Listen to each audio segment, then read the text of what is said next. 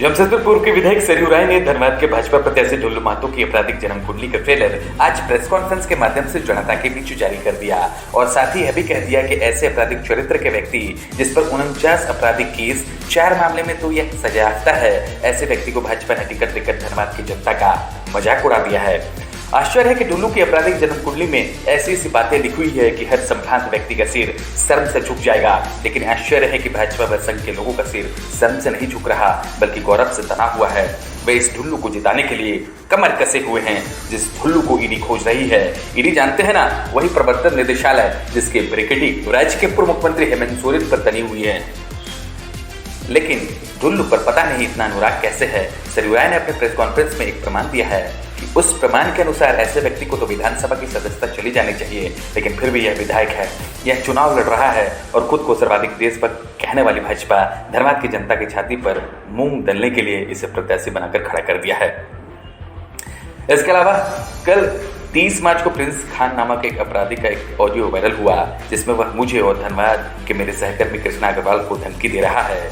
इसके 2 दिन पूर्व भाजपा के घोषित लोकसभा उम्मीदवार ढुल्लू महतो ने भी कृष्णा अग्रवाल को धमकाया, जिसका ऑडियो भी सोशल मीडिया पर वायरल हुआ। इन दोनों ऑडियो के स्क्रिप्ट में समानता है, केवल आवाज भिन्न है। पुलिस इसकी जांच करे।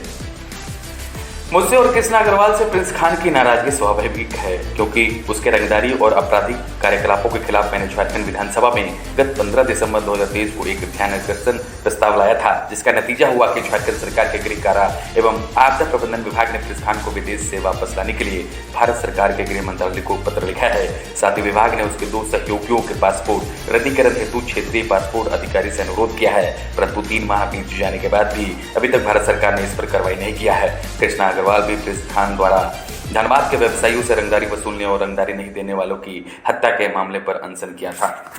आप कल कृष्णा अग्रवाल ने इनको प्रिंस खान ने और इन्होंने धमकाया था, उसने किया हुआ, तो ये मुकदमों की सूची है, आप देख लेंगे, इसमें क्लियर है। धनबाद लोकसभा से एक उम्मीदवार खड़ा कर दिया है और मैंने पता किया तो मुझे पता चला कि इनके ऊपर 49 मुकदमे संगीन आपराधिक धाराओं में 49 मुकदमे दायर हैं। इन सभी मुकदमों की सूची मुझे लगता है कि आपके पास एक आध मिनट के भीतर सॉफ्ट कॉपी के रूप में पहुंच जाएगी।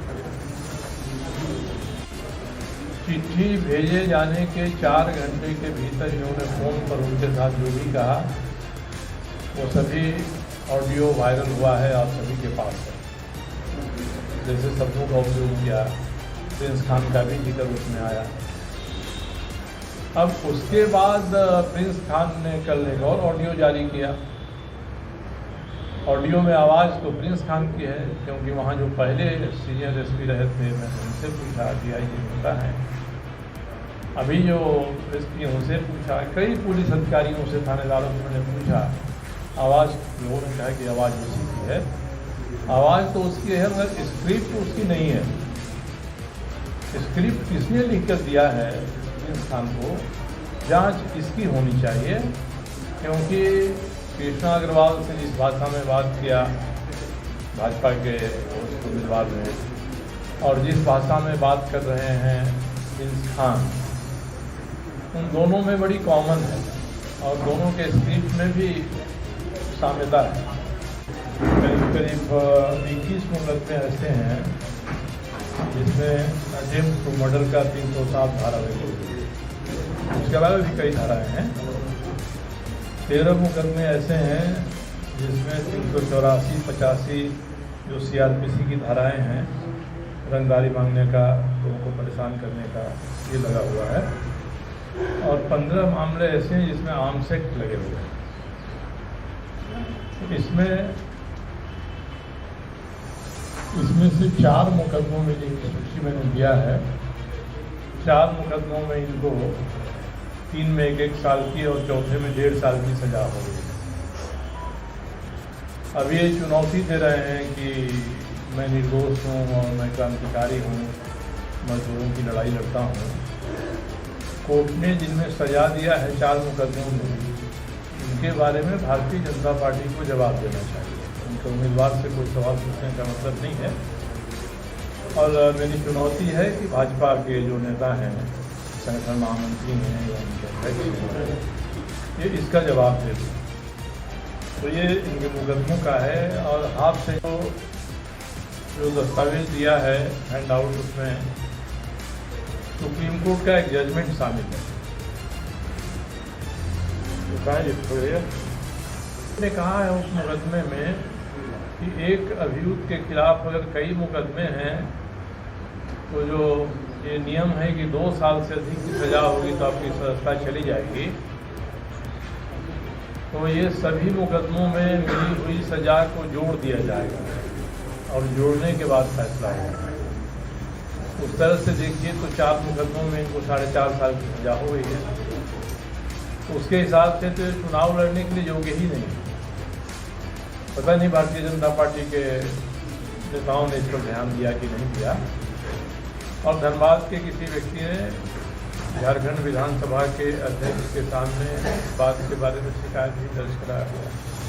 उन्होंने फैसला नहीं किया है इस पर। इनके उम्मीदवार न केवल आपराधिक मुकदमों में सजा पाए हैं, बल्कि चुनाव लड़ने के भी योग्य नहीं। ये 2 बातें मुख्य थी जो बतानी थी। तीसरी क्या है कि ये उम्मीदवार और इनकी पार्टी ये कह रही है कि इनका विरोध क्यों हो रहा है।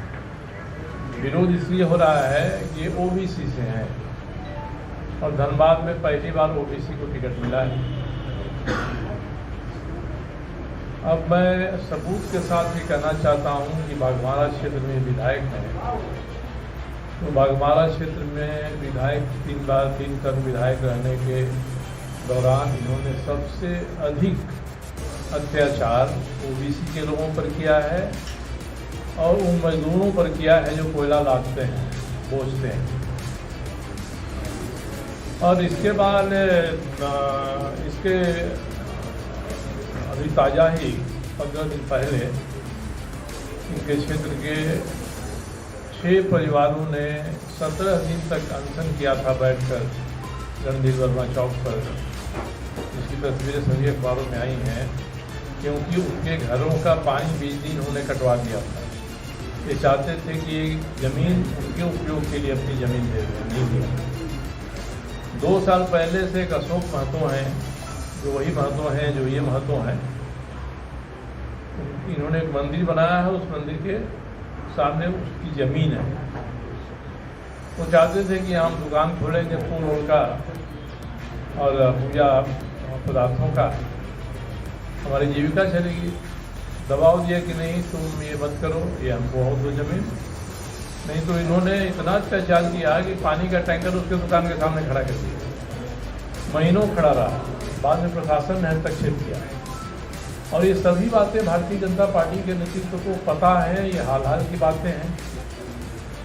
फिर भी भारतीय जनता पार्टी ने उनको सबसे योग्य समझा है।